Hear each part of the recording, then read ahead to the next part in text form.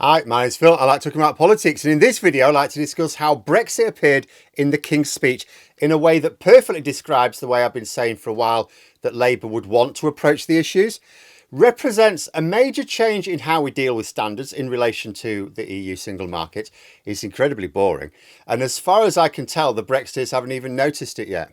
Or if they have, they've decided that this one is too boring to get worked up about. Either way, this is how the plan needs to work. Brexit reversal needs to be like a sort of a ninja that likes collecting stamps. Stealthy and boring. In fact, I might do that now. Refer to things like this as the Brexit ninja. But before I get into the details of what I'm banging on about, as I've said before and I'll say it again, when it comes to Brexit, there are four realities that we need to face up to.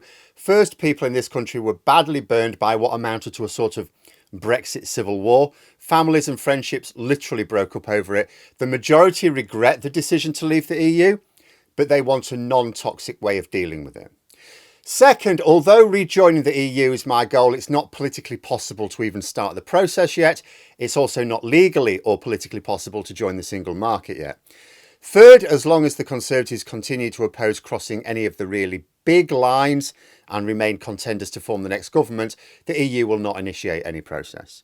And fourth, getting any substantial agreements at all with the EU will still be difficult because, despite the change of government, the UK remains the country which broke an international treaty with the EU really very recently.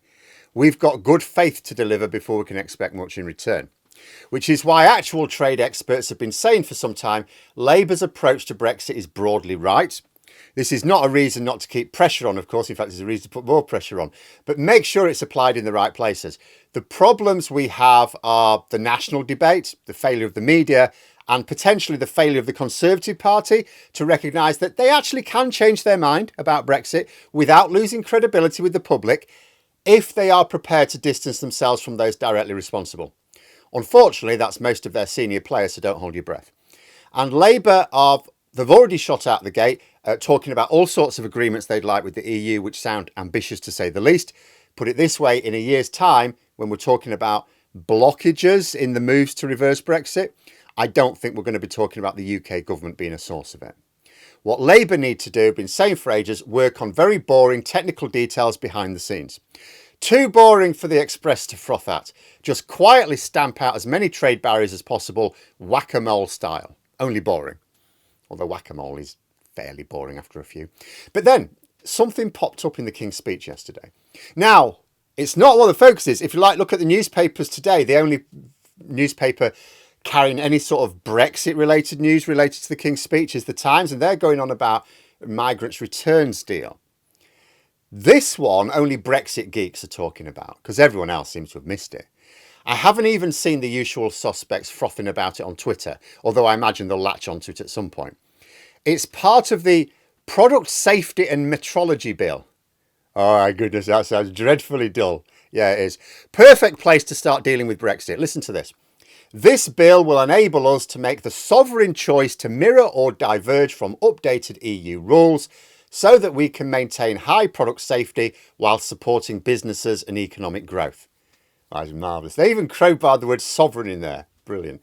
So one of the issues we have with Brexit is not just divergence, the divergence that the Tories inflicted on us, which obviously hampered our trade, such as the attempted UKCA mark rubbish, but we are never not going to have problems with divergence killing our trade. Even if we just aligned all of our standards with the EU tomorrow, in a year's time they'll be out of kilter again. That is because the EU will carry on changing its standards, and so will we.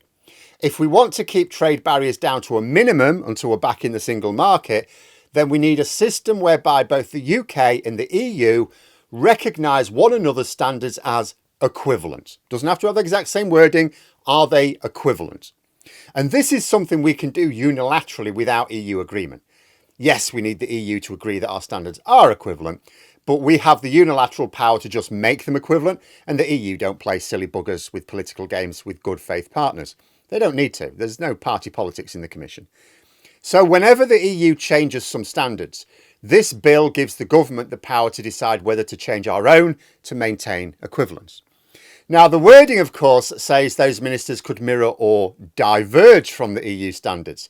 So again, acting as a bit of a counter to the gammons. But as the blurb also makes clear, the purpose will be to maintain high product safety, not low, and also help businesses. So we know what's going to happen here. The EU rarely lowers standards. Changes tend to mean higher standards. So the way this will work in reality is we will end up mirroring changes in standards that are important to our trade. It won't necessarily be full dynamic alignment, because there will be some EU rules changes that ministers will look at and go, well, that actually doesn't affect us. You know, there's some trade between, say, Belgium and Italy where that's important, but not ours.